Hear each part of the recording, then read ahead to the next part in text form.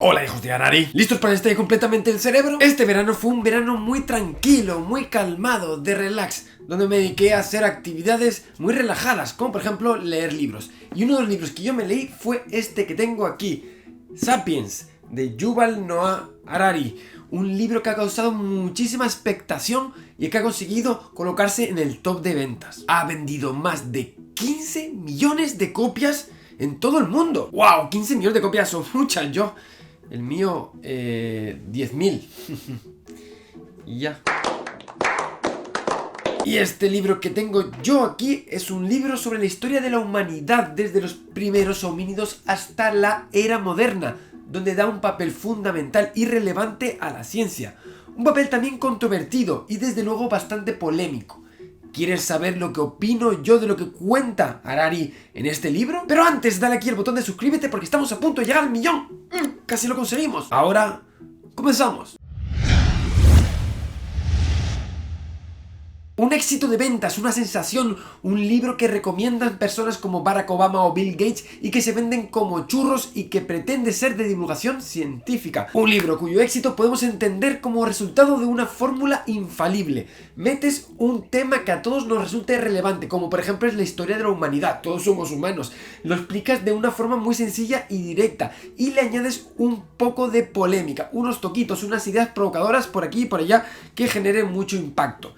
Y así es como nace este libro Sapiens. Pues dentro de estas ideas curiosas y provocadoras hay un poco de todo. Que nuestro carácter esquilmador de la naturaleza proviene de nuestros miedos y ansiedades por nuestra posición intermedia en la cadena alimenticia. Que el lenguaje evolucionó como una variante del chismorreo. El papel de la ficción en el auge de nuestra especie. Que la revolución agrícola fue el mayor fraude de nuestra historia. Que el trigo domesticó al sapiens y no al revés. Que todos los hombres son iguales es un mito. Hablar del capitalismo como una religión y mucho más. Cuestiones quizás discutibles, y así lo parece por la reacción de algún historiador, antropólogo y sociólogos que discrepan, y mucho, de lo que allí se dice, pero donde yo no me voy a pronunciar por no tener suficiente conocimiento. Quien sí sabe mucho de todo esto es un compañero de YouTube, su nombre es Fonseca y trabaja en el canal Visual Politics y tiene muchas cosas interesantes que contarnos de todo esto. Fonseca, ¿cuál es tu opinión de lo que dice Harari en esta parte del libro? Hola Javier, lo primero que tenemos que tener en cuenta cuando leemos Sapiens es que más que un libro de antropología,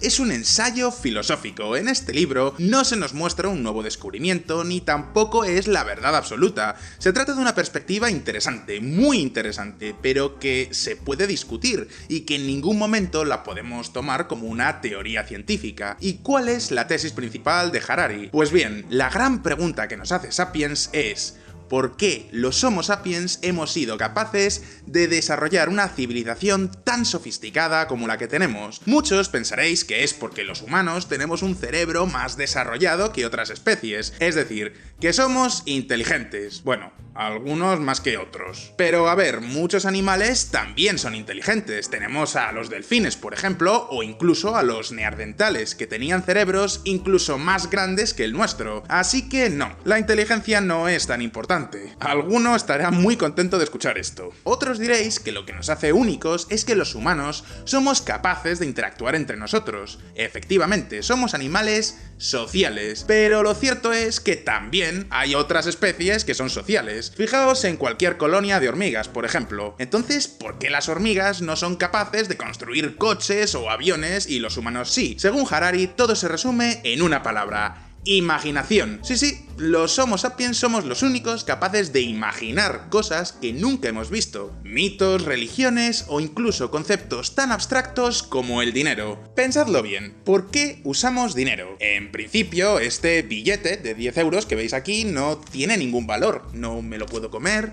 no puedo abrigarme con él, es únicamente un trozo de papel. Sin embargo, sé que si voy a una tienda de ropa, puedo comprar una camisa con ese papelito. Y la señora de la tienda acepta el papelito porque sabe que también podrá cambiarlo por otra cosa que necesite. El valor del dinero está basado en que todos confiamos en que lo podremos cambiar por objetos y servicios reales. Es decir, el dinero se basa en que todos creemos en su valor. Es una gran imaginación, un mito que nos hemos creído. Y lo mismo pasa con las leyes, la religión y, por supuesto, la ciencia. Pues muy bien, donde yo sí me voy a meter es en lo que respecta al papel que juega la ciencia en la historia según se relata en este libro, a la que dedica todo un bloque. Veamos un poco la opinión de Harari sobre el papel de la ciencia en el desarrollo de la historia del hombre. Los científicos suelen asumir que no hay teoría que sea 100% correcta. En consecuencia, la verdad es una prueba inadecuada para el conocimiento. La prueba real es la utilidad. Una teoría que nos permita hacer cosas nuevas constituye saber. En esta parte entra Harari en un juego relacionando saber con poder y estableciendo la utilidad como juez del conocimiento. Al hacerlo, me dio la sensación a mí que reduce a la ciencia a una mera herramienta en el juego de poder y desde mi opinión, la utilidad no es ni el único, ni el último fin de esta ciencia. Va mucho más allá. Vean un ejemplo. La teoría de Newton tiene más utilidad que la de Einstein. Los puentes, túneles, cohetes y la mayor parte de los artificios que el ser humano construye hacen uso de las leyes de Newton. En cambio, la teoría de Einstein pregunta por ahí por su utilidad. Posiblemente te dirán que el GPS, aunque realmente el GPS no funcione basándose en la relatividad, solo hay que tenerla en cuenta para que funcione bien. Sin embargo, hay unanimidad absoluta en ciencia acerca de que la teoría, en este caso menos útil, la de Einstein, sí es la más cercana a la verdad. Cierto que no podemos saber qué grado de verdad hay en ella, lo cual no le resta ningún ápice de importancia académica. Hoy, en las universidades del mundo, se enseña, además de la visión newtoniana, la visión más compleja y menos útil, la einsteiniana, que resulta ser más completa. Y se considera el paradigma que este último presenta, la distorsión del espacio-tiempo como la forma adecuada hoy de entender el espacio, mientras que movidos por la utilidad, el ser humano nunca habría dado el paso decisivo de Newton a Einstein, que entre otras cosas nos ha abierto los ojos a una nueva visión del cosmos. El Big Bang, la expansión acelerada o la energía oscura son solo unos ejemplos de esto. Lo que a mí me han enseñado y lo que yo he aprendido de ciencia es que es mucho más que una herramienta para conformar poder. Pero esto es algo abierto. ¿Tú qué opinas? La idea de Harari no es nada nuevo. Por ejemplo, Paul Feyerabend fue un filósofo austriaco que defendía que el método científico es simplemente una forma más de llegar al conocimiento y que podría equipararse a la magia o la medicina chamánica. Ya lo sé, muchos pensaréis que acabo de decir una auténtica magufada, pero antes de que corráis a crucificarme en Twitter, pensadlo por un momento. Hasta el siglo XVIII, la mayor parte de los pensadores no basaban su conocimiento en el método científico, sino en mitos como la religión. Por ejemplo, hasta Adam Smith, la economía estaba considerada como una ciencia moral, y muchos economistas, como el padre Juan de Mariana, que fue uno de los primeros estudiosos de la inflación, eran sacerdotes. En última instancia, siempre terminaban justificando sus descubrimientos por una cuestión religiosa. De hecho, en las universidades medievales no se estudiaba física como tal, sin embargo, la teología o la retórica eran asignaturas obligatorias, y muchas teorías que ahora podríamos considerar como física o química se impartían en la asignatura de teología. En realidad, el método científico, tal y como lo conocemos hoy en día, es el resultado de un cambio de paradigma filosófico y un cambio de paradigma que ha surgido hace muy poco tiempo. Hemos pasado de considerar la religión como la base del conocimiento a una sociedad científica. ¿Pero por qué? Y lo que es más importante, ¿cómo podemos afirmar que una sociedad científica es mejor que una sociedad de otro tipo? Entonces la ciencia es útil, pero a la hora de configurarla, de practicarla, ¿a qué intereses responde? ¿A qué utilidad? ¿El bien común? ¿Los beneficios particulares de alguien? Esto es lo que explora Harari en esta sección. Primero pone la ciencia al servicio del poder militar. Las fuerzas militares del mundo inician, financian y dirigen una gran parte de la investigación científica y del desarrollo tecnológico de la humanidad. La ciencia no solo trata de armas ofensivas, también desempeña un papel principal en nuestras defensas. Y como lo de los militares no le parece suficiente, invita a la fiesta a otro viejo amigo: el capitalismo. La ciencia, la industria y la tecnología militar solo se entrelazaron con la llegada del sistema capitalista. No hay ninguna historia de la ciencia moderna que pueda dejar al capitalismo fuera del panorama. Y como militares y capitalistas tampoco eran suficientes, pues invitamos al que faltaba, claro, al clero. La investigación científica solo puede florecer en alianza con alguna religión o ideología. Incluso la propia ciencia ha de basarse en creencias religiosas e ideológicas para justificar su propia investigación. Ya tenemos al trío, todo juntito lo podríamos formular así. La mayoría de los estudios científicos se financian porque alguien cree que pueden ayudar a alcanzar algún objetivo político, económico o religioso. Son rara vez los científicos los que dictan el progreso científico. Vamos, que todos toman decisiones científicas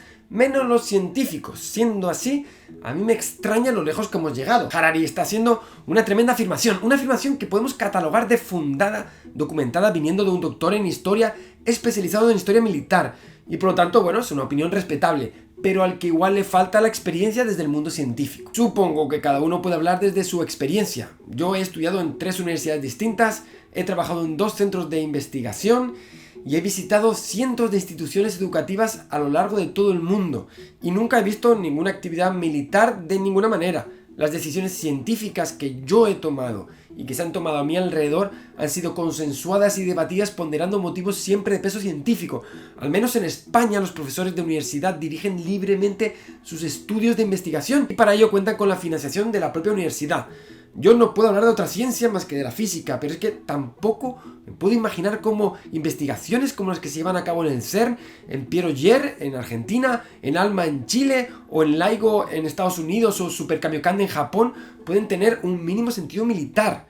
Se investiga sobre cosas como la materia oscura, los neutrinos, los agujeros negros, física fundamental donde la parte militar no tiene ningún sitio. Lo cual me convierte, parece ser, en uno de esos ilusos. En los círculos académicos son muchos los que son lo bastante ingenuos para creer en la ciencia pura. La de Harari es una afirmación muy atrevida, pero que seguramente contenga, quién sabe, parte de verdad. Que haya intereses ideológicos o económicos en parte de la investigación científica. Puede ser. Pero ¿es algo como para resultar definitorio de la propia ciencia? Yo personalmente creo que no. Es algo mucho más allá. ¿Tú qué opinas? Pero mi discrepancia con el papel de la ciencia y el conocimiento en la historia de la humanidad va mucho más allá de las dudas que me plantean estas opiniones controvertidas. Y es que en mi opinión, Harari deja de lado un aspecto fundamental del papel de la ciencia en las relaciones humanas.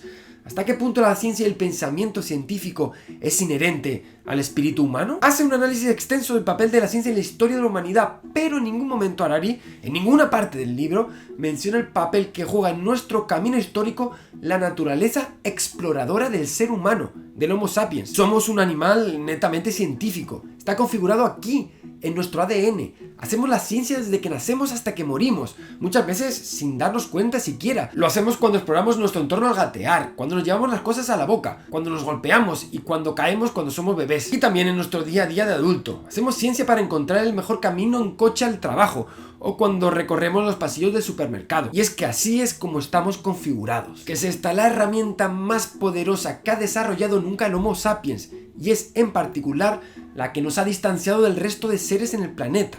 La ciencia. Y ha estado ahí presente antes siquiera de que recibiera ese nombre.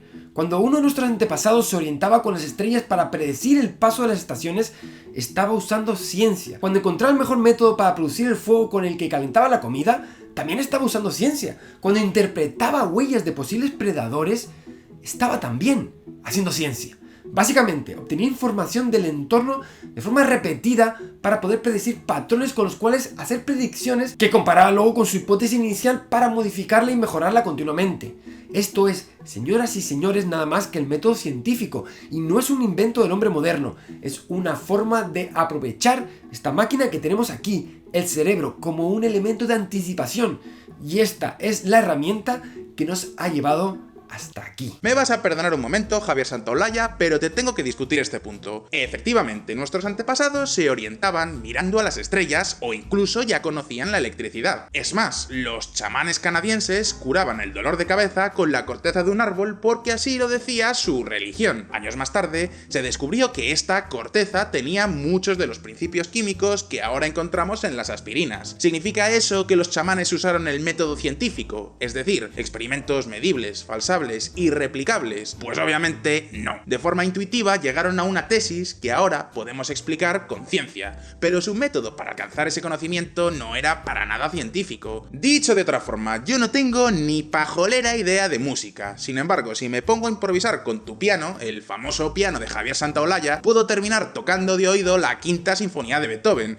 pero no habrá sido porque mágicamente he aprendido conocimientos musicales, ni siquiera sé leer una partitura. Habrá sido una cuestión, pues no sé, de suerte o incluso de intuición. Muchas gracias, Fonseca, y no olviden seguir su canal. VisualPolitik. Pues muchísimas gracias por invitarme a tu canal, estás totalmente invitado para pasarte un día por VisualPolitik y la invitación la hago extensible a tu magnífica audiencia que cuando quiera puede pasarse también por VisualPolitik para aprender un poquito de economía y política internacional. Un abrazo y hasta pronto. Pues sí, este carácter científico netamente humano nos ha llevado a que tanto nos preguntemos por las épocas de lluvia para entender cuándo hay abundancia y cuándo hay escasez y así facilitar nuestra supervivencia, como a preguntarnos por la naturaleza de las estrellas en el cielo o la composición última de la materia. Desde lo más mundano a lo más abstracto y universal, el ser humano siempre se ha hecho preguntas y esas preguntas siempre le han llevado en una dirección: la exploración. Hablo de la exploración física del entorno como la exploración mental de las ideas. Explorar, crecer, avanzar. Por eso, cuando Harari repasa el viaje de Homo sapiens a América hace unos 15.000 años, pasando por Siberia y luego cruzando el estrecho de Bering, y se pregunta ¿por qué se molestaron? Su respuesta: Quizás algunas bandas fueron empujadas hacia el norte por guerras, presiones demográficas o desastres naturales. a mí me parece incompleta. Está dando solo parte de la respuesta. Sí, esto podría ser un motivo a valorar, pero ¿y esa necesidad inherente del ser humano de ir más allá? La que nos ha llevado a conquistar cualquier rincón del planeta, desde lo más profundo en las fosas marianas, como a lo más alto en el monte Everest, el mismo polo norte y el polo sur, o las profundidades de las minas. Siempre hemos querido llegar más lejos, más alto, más profundo, más rápido, siempre más y más y más.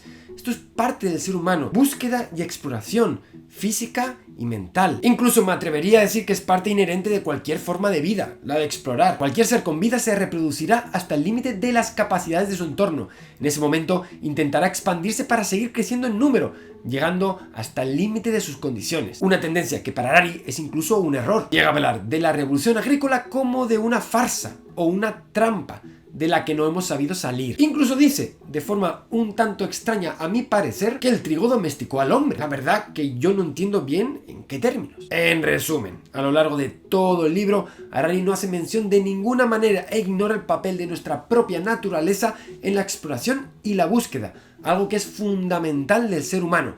Al someter la ciencia al interés económico, religioso y militar, Harari está dejando atrás lo que más humano hace al ser humano, su propia necesidad de búsqueda, algo que todos tenemos dentro y que guía nuestras preguntas más allá de lo político y lo económico. Que sí, que no digo que estas cosas no sean importantes, que sean relevantes y que jueguen un papel significativo.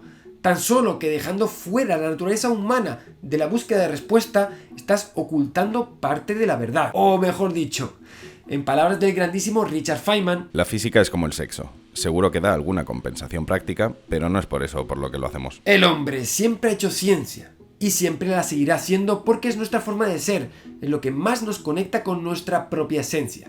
Somos seres científicos. Pues esto ha sido todo, compañeros. Espero que les haya gustado muchísimo este libro. Me despido sin más dando gracias a Fonseca por haberse pasado por aquí. Dejo el canal de él por aquí para que lo puedan disfrutar. Ahora sí que sí me despido. Dale mucho al coco y estudia, que quizás seas tú el próximo Richard Feynman. Nos vemos como siempre en el próximo vídeo, piratas. Hasta pronto.